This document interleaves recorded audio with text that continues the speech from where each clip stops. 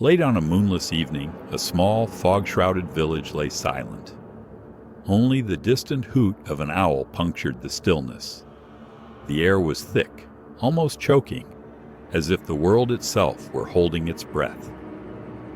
In a lone, weathered cottage at the forest's edge, Elena sat hunched on her bed, clutching a small flashlight with trembling hands. The silence pressed against her ears, heavy and unnatural. It wasn't just the absence of sound. It was the feeling that something unseen was listening, waiting.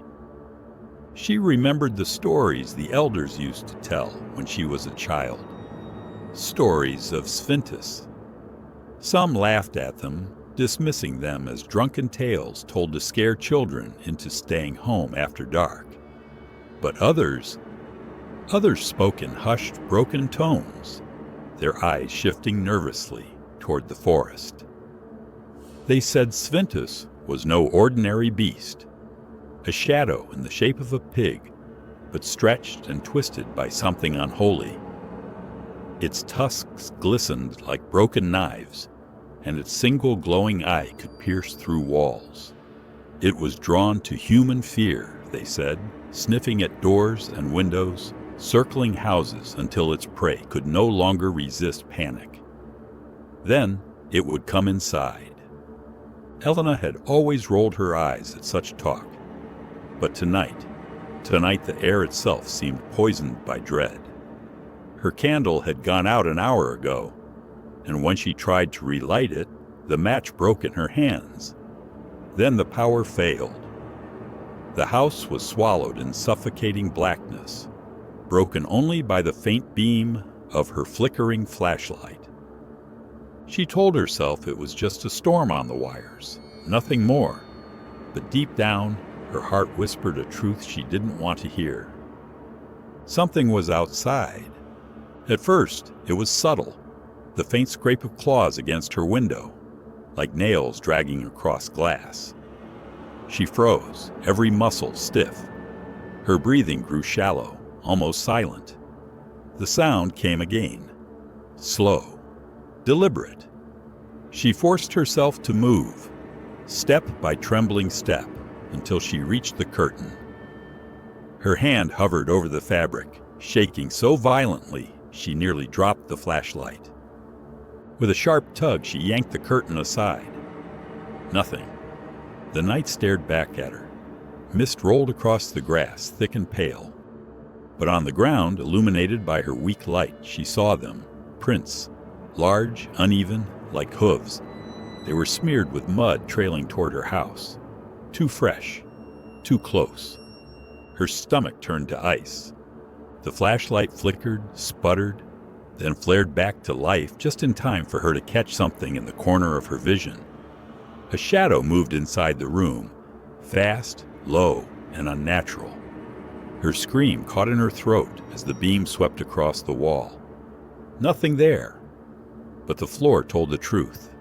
More prints, hoof marks pressed into the wooden boards, leading deeper into the house. Elena stumbled backward, nearly tripping over a chair. Panic boiled inside her chest. She wanted to run, to scream, but her legs refused to obey. And then she heard it. A grunt, low, wet, heavy, coming from behind the door. Her courage collapsed. She pressed herself against the far wall, clutching the flashlight like a weapon. Her heart thundered so loud she was sure the creature could hear it. The door creaked. The sound grew louder, closer, until the door exploded inward. Svintus stood there. It was worse than the legends had described. Its body towered unnaturally tall, hunched yet massive, covered in patches of tattered, bristly fur. Its face was a grotesque parody of a boar, elongated, twisted, the snout cracked and crooked. One eye was blind, milky white, but the other burned with a glowing red light, hot and merciless. Its long limbs ended in claws too sharp to belong to any animal of earth.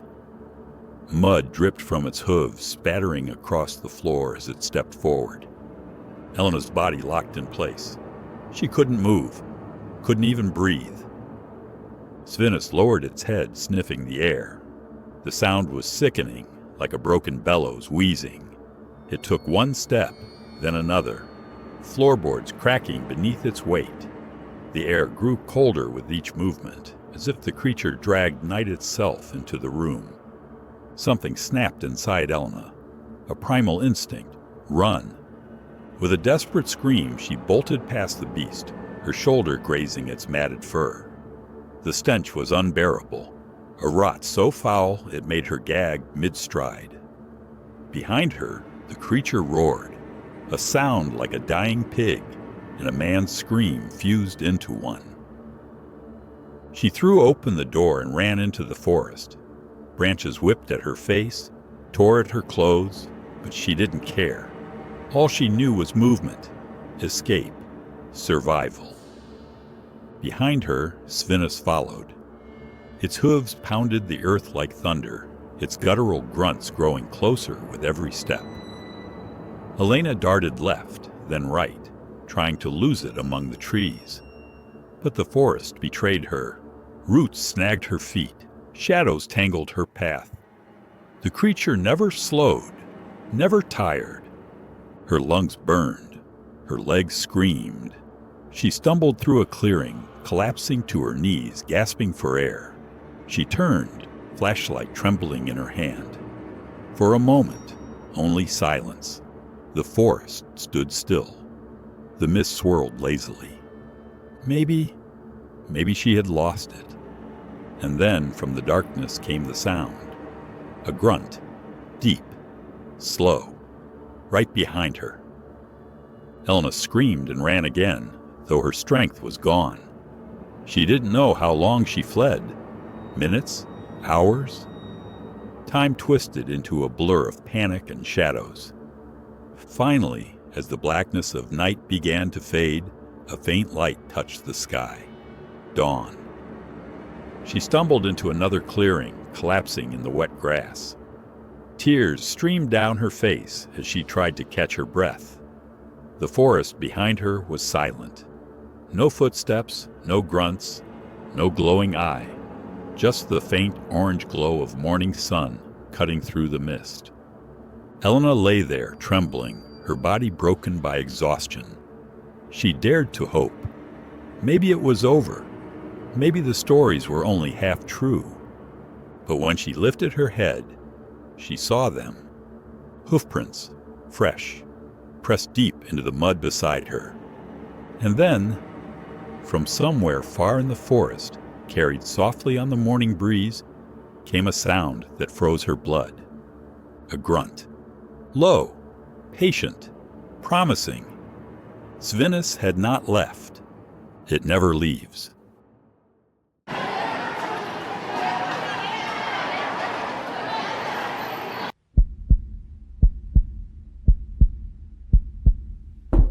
Ambience, faint wind, distant crows, a low city hum.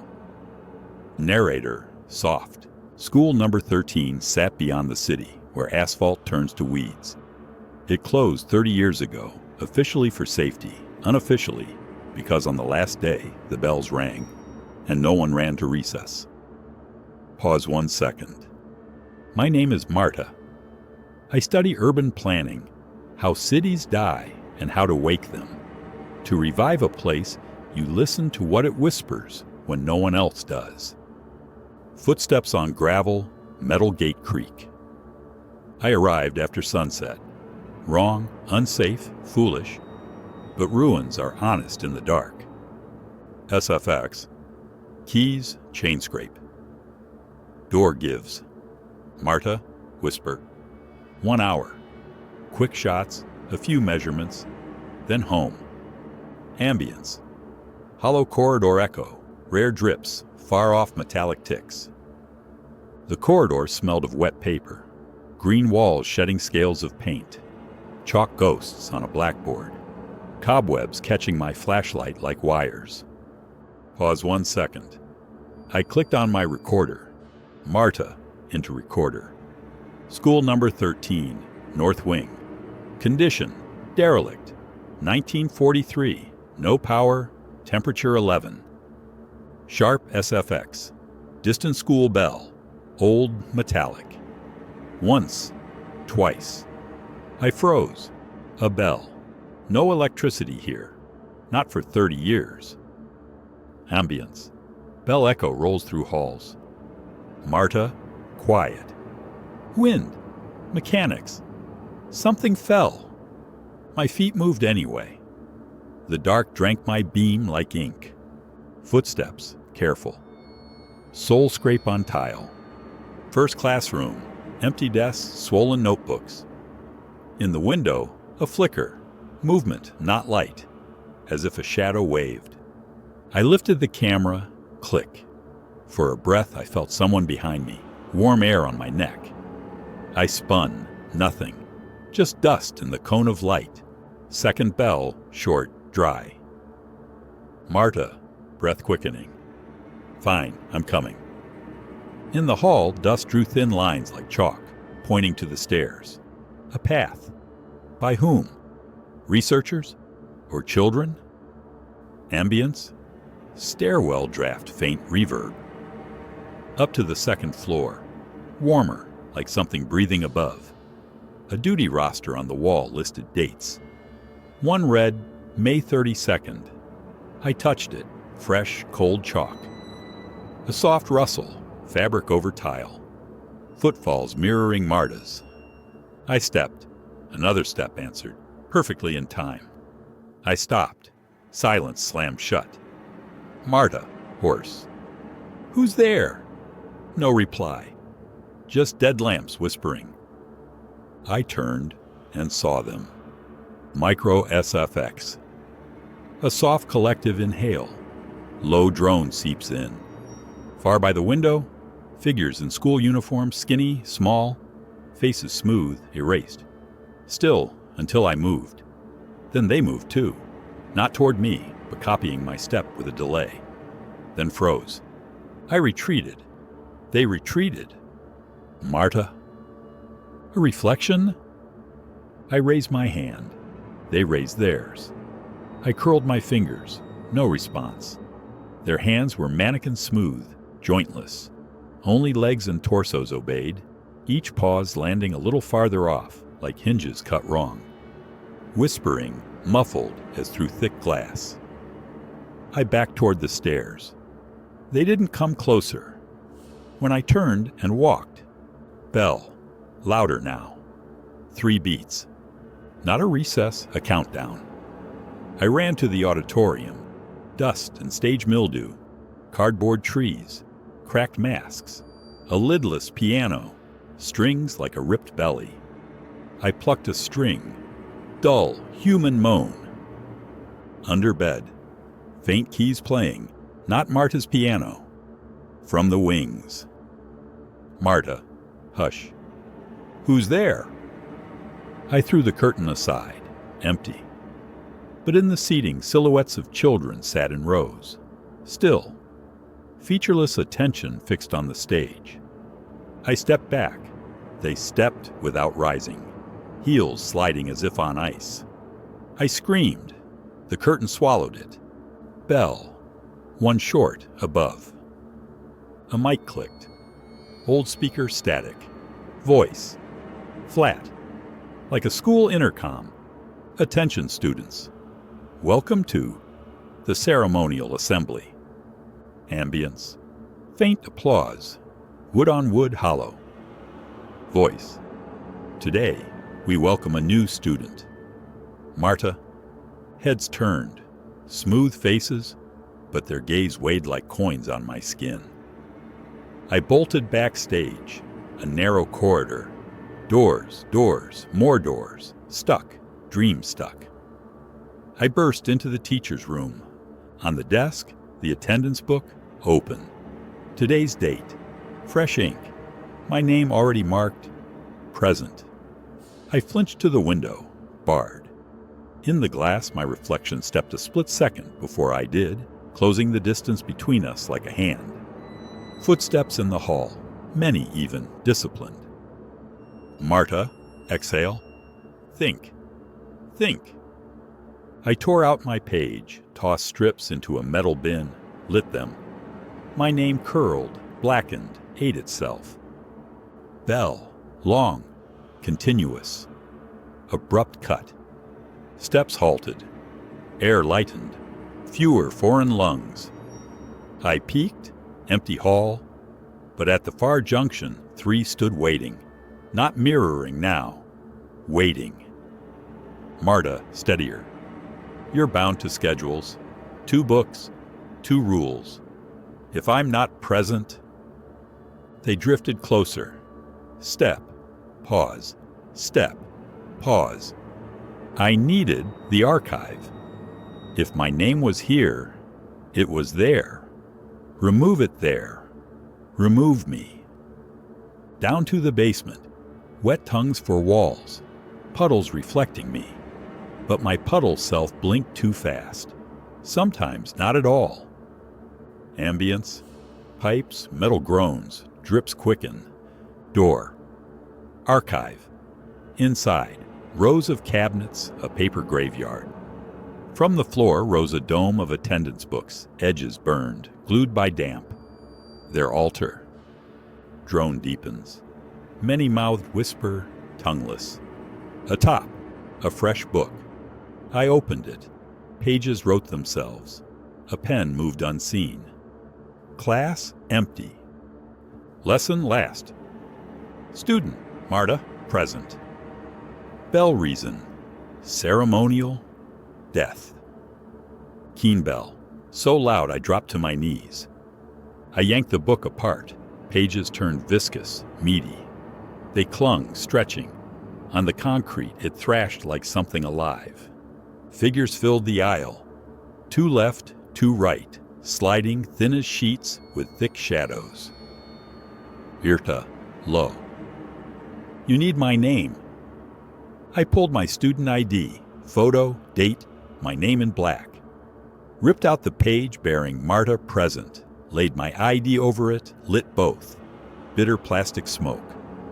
Marta, through teeth. No name, no student. They froze. Whisper shattered into letters clattering on concrete. As the ID softened, the Marta's present line faded, bled, sank into wet pulp. Bell, sudden, broken, small. Something withdrew. If they had eyes, they'd blink. If lips, they'd sneer. They thinned. I looked up. Mistake. The door clock read 8 o'clock, start of classes, though it was night. On the floor, my shadow drew a hand like a clock's, pointing at me. Voice, closer on intercom. Marta, we don't run from class. Ambience, heavy measured heels, a pointer's squeak. From the dark stepped a teacher, tall, bony, face a polished blackboard. On it, chalk words formed themselves. Teacher, chalk scratches her voice. Conduct, unsatisfactory. Respect for schedule. Absent. Repentance, not observed. She leveled a wooden pointer at my chest. The students rose as one, marionette need. Step, step, step. Each landing matched my heartbeat. Marta hushed firm. Records, names. That's your tether. I shoved books from shelves, covers cracking, pages slapping puddles. I ripped class lists. 9B, 7A, 2V. Ink bled into water. Murmurs rose, fell, tore. Closer came the teacher. New words scrawled across her face. SILENCE. The sound scraped my ears raw. I dropped to my knees, and my hand hit a metal box under the bottom shelf. Broken latch. I yanked it open. Inside, decrees. On enrollment. Yellowed, intact. The first, enroll. A long list. Not my name. The newest. Paper white, fresh. One name only. Mine. Marta through teeth. They got me. I tore it, then tore the halves. Fed every piece to flame. Smoke howled. Ambience. The drone snaps off like a killed alarm. Children freeze. Only the teacher moves. Cracks veined her face. Chalk dropped, plopped into a puddle. Words wiped clean by nothing. She tilted her head as if listening to a bell that no longer rang. Teacher, dust faint. No decree, no student. She stepped back. Again. Then turned. Her body narrowed to a seam of light. The seam closed. The students folded into their seats like empty coats. Hollow. Pause 2 seconds. Ambience calms. Only drips remain. I stumbled out, corridor stairs wind. Somewhere far off, a metal strip snapped like a bell from another city. I shouldered the outer door. Night air, real, ground that remembered only rain and grass. Outside ambience. Open sky, crows. At the gate I glanced back. A second-floor window glowed.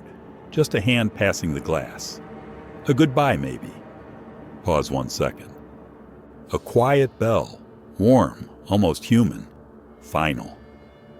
In the car, plastic smoke still in my nose. I started the recorder. Marta, steadier, frayed. School number 13. Survey complete. The archive is alive. Do not disturb. Bring nothing with your name. Better, forget it before entry. And if you hear bells, don't run. Wait until someone else calls. If anyone's still trapped, the paper holds them, not people. Engine starts. Gravel under tires. Wind fades. On the road, a sign flashed in the headlights. In chalk. Recess is over. The letters tightened and flaked to the ground. Music. Low. A few seconds. Then out. Narrator. Very soft. Next morning, I requested a new student ID. Lost it, I said. The clerk smiled, slid me a pen. Full name? Bo. My tongue felt pleasantly empty, like a drink of water. Just write it down, please. I tried. The ink wouldn't hold, line breaking like thread. I smiled and set the pen down. Tomorrow?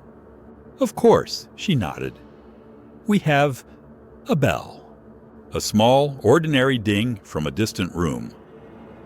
I left, hands in pockets, and understood. Sometimes, to live, you leave part of yourself where they recorded you. And sometimes it's better not to be recorded at all. Ambience fades. Silence.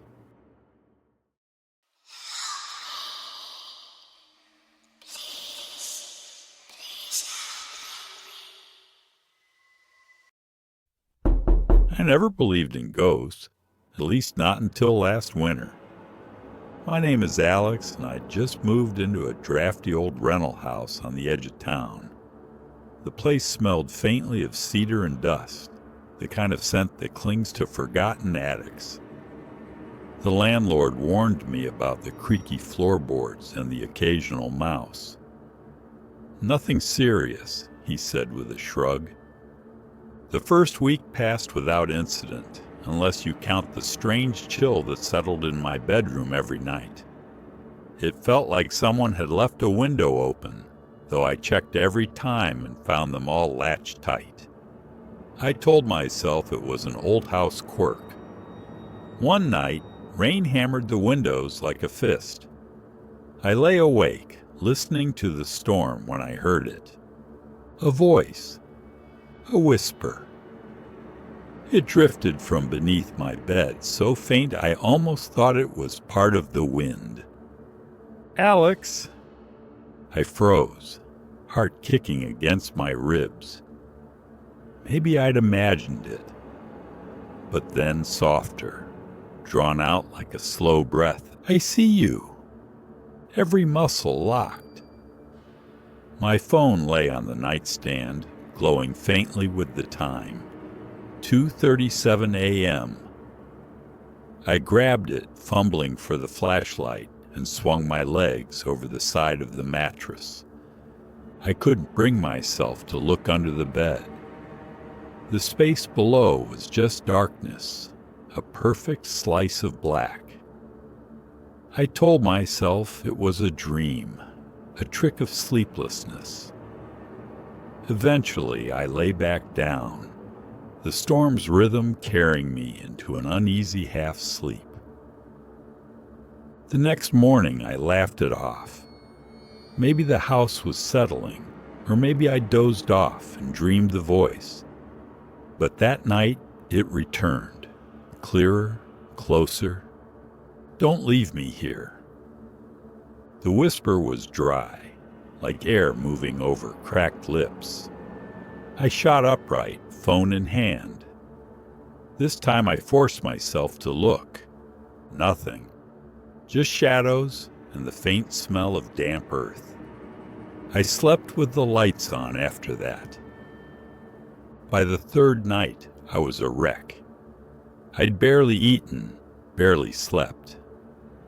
The whisper grew bolder, threading through the silence like smoke. "Stay with me. It's cold down here." I shoved a broom handle beneath the bed, only dust. My landlord insisted the house had no crawl space, no loose floorboards big enough for an animal. I started recording audio each night. The next morning I'd find hours of static until 2:37 a.m. when a faint, rasping voice slid through the speakers. "Alex, please." Hearing it outside of my own ears chilled me worse than the whisper itself. I invited my friend Marcus to spend the night. He was the kind of guy who laughed at horror movies, who'd call out a scam when he saw one. "Probably pipes," he said. We set up his phone to record as well and played cards until we both dozed off. At exactly 2:37 a.m., Marcus shook me awake. "Dude, listen." The whisper slithered from beneath the bed, loud enough that the wood floor seemed to vibrate. "Another one." Marcus swore and dropped his flashlight. When we finally looked, our beams revealed nothing but the dusty floorboards. He refused to stay another night. I couldn't leave. I'd signed a 6-month lease, and my savings were almost gone. Instead, I researched the house's history. Records showed it had been empty for decades. Neighbors told me a boy once lived here years ago. They said he disappeared one night, never found. The fourth night, the whisper changed. It wasn't pleading anymore. It was angry. "Why won't you listen? Come down. Come down with me." The floor beneath my bed trembled, subtle but real. I swear I saw the carpet shift as though something beneath was breathing. Terrified, I grabbed my bag and decided to leave. As I reached the door, the whisper sharpened into a hiss. "If you leave, I'll follow." The lights flickered. My phone died, even though it had been charging. A cold wind surged from under the bed, smelling of rot and wet soil. I ran. I drove all night to my brother's apartment, but sleep wouldn't come. At 2:37 a.m., my phone, powered off, lit up on its own. A recording played. "I'm under your bed now." The voice was right beside my ear, impossibly close. I dropped the phone. Now, no matter where I stay, the whispers return each night. Different rooms, different beds. It doesn't matter. Always 2:37 a.m. I can't see it. I can only hear the dry rasp, the promise that it's waiting. Forever.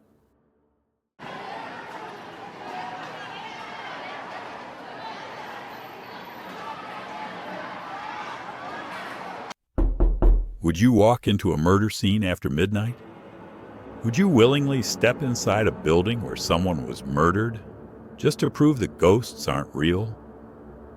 I did, and what I found inside still wakes me at night. I grew up in a small Midwestern town where stories about the abandoned Hallow Creek High School were practically folklore. Everyone knew the legend. 15 years ago, a beloved history teacher, Mr. Heron, was found dead on the gym floor long after the last bell. No weapon was ever recovered, no fingerprints, just a slick of blood in the center of the court and rumors that something unnatural had happened. Kids whispered about flashing lights when the power was long cut, about a man's voice echoing through empty halls. Each Halloween, someone dared a friend to sneak inside, but most only managed a quick peek through the cracked windows before bolting. I never bought it. I'm the family skeptic, the kid who dismantled Ouija boards to prove magnets were hidden underneath.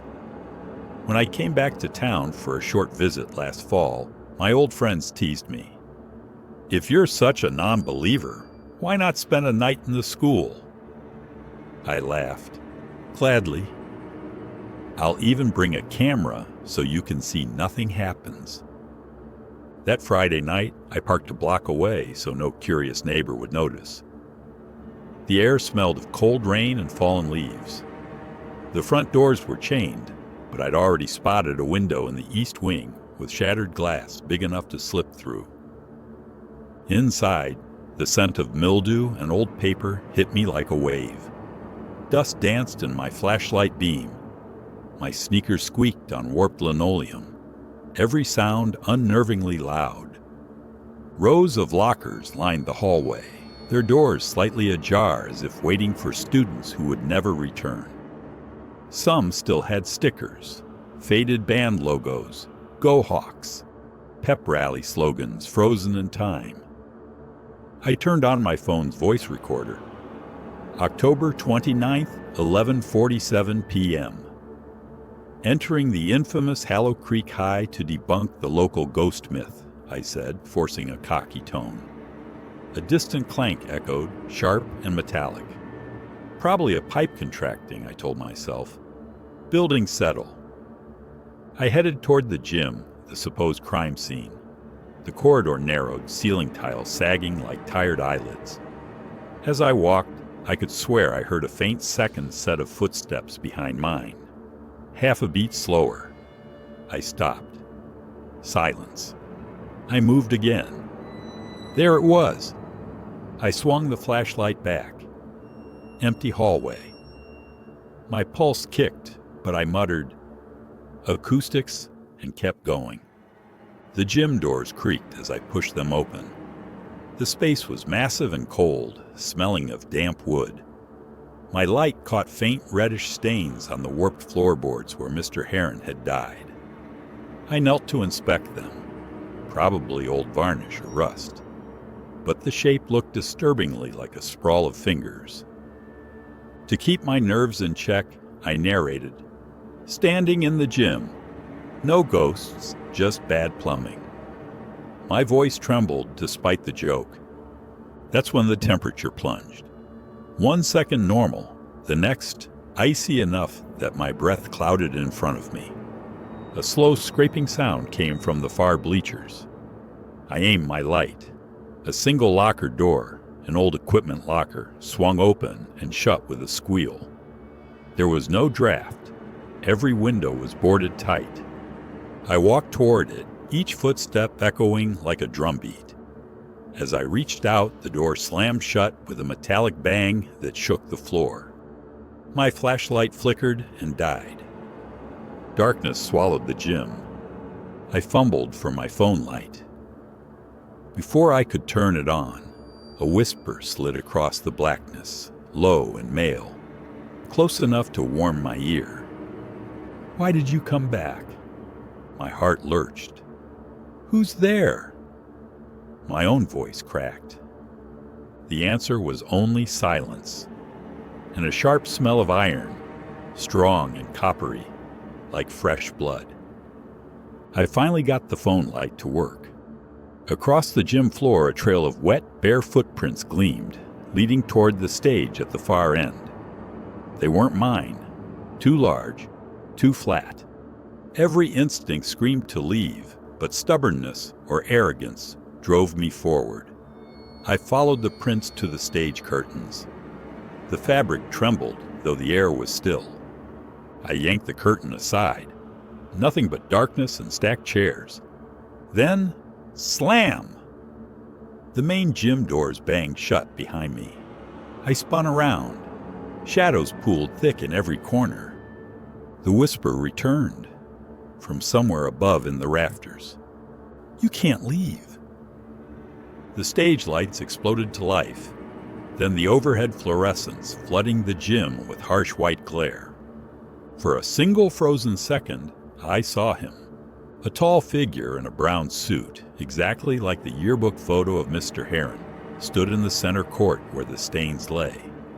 His skin was gray, eyes two bottomless sockets, a faint smear of crimson across his shirt. Then the lights snapped off. When my sight adjusted, the gym doors were standing wide open. I ran. My footsteps thundered through the hallways as lockers rattled violently, banging in a chaotic rhythm like applause. I reached the window I'd entered and clambered out, scraping my hands on the broken glass. The night air felt alive against my face. I didn't stop running until I reached my car. Only when I sat trembling behind the steering wheel did I notice something strange on my wrist. A faint streak of dried rust-colored liquid. Blood? Paint? I scrubbed it with a napkin until my skin burned, but the smell of iron lingered. At home, I replayed the recording. The first 10 minutes were fine, my voice, my footsteps, then static. After the flashlight failed, the audio was a distorted hiss, until the very end, when a low voice bled through the noise. "See you next class." I barely slept. The next morning I returned, this time in daylight, with a local reporter friend. We found the gym doors locked with a fresh padlock. No footprints, no streaks on the floor. But when my friend bent near the stage, she frowned. "Do you hear that?" Faint, almost like a classroom lesson from decades ago, came the sound of chalk scratching on a blackboard. I went in a skeptic, certain I'd debunk a legend. I came out unsure of everything I believe about life and death.